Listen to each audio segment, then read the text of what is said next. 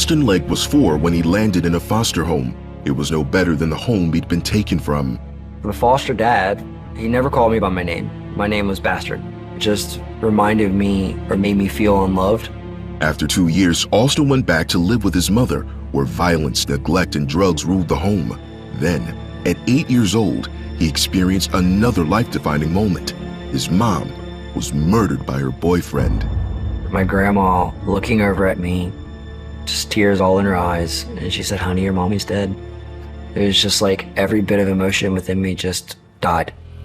Sent to North Carolina to live with his aunt and uncle, Austin spiraled into rebellion. At 16, expelled from school, entrenched in the gang life, and addicted to pills and alcohol, he tried to kill himself. I was in my room one night, and I grabbed a bandana, and I tied it around my neck as tight as I could until I felt like my Adam's apple was in the back of my spine. And at the very, very last minute before I faded out, I wussed out. Austin's aunt and uncle checked him into a mental hospital where he was diagnosed as bipolar. The sedatives they prescribed became his escape from the pain inside. He landed in jail after taking a plea agreement for domestic violence. One night, a cellmate had a question for him. "Well, what do you think about God?" And I looked at him and I says, "I know that there's a God. I know God's real." I says, "But let me tell you something. God doesn't have anything for me, and I don't have anything for God." Over the coming weeks, Austin says he heard God's voice. And I can hear my name in my heart being called, like Austin. Like a very small, still whisper, peaceful and quiet. Austin. And at first I'm like, oh my goodness, I'm finally going crazy.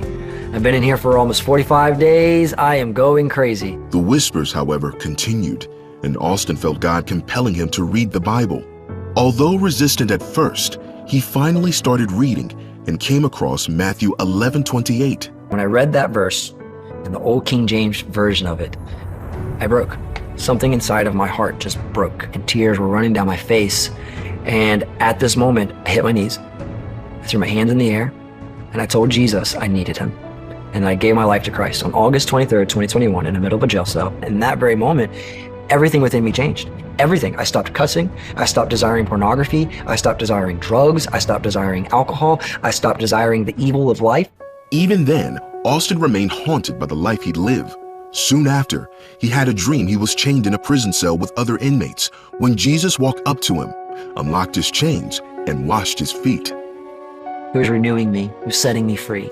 And the Lord was telling me, I have forgiven you of all of these things, and I don't remember one of them. And it was that moment that I realized that He deemed me worthy of forgiveness.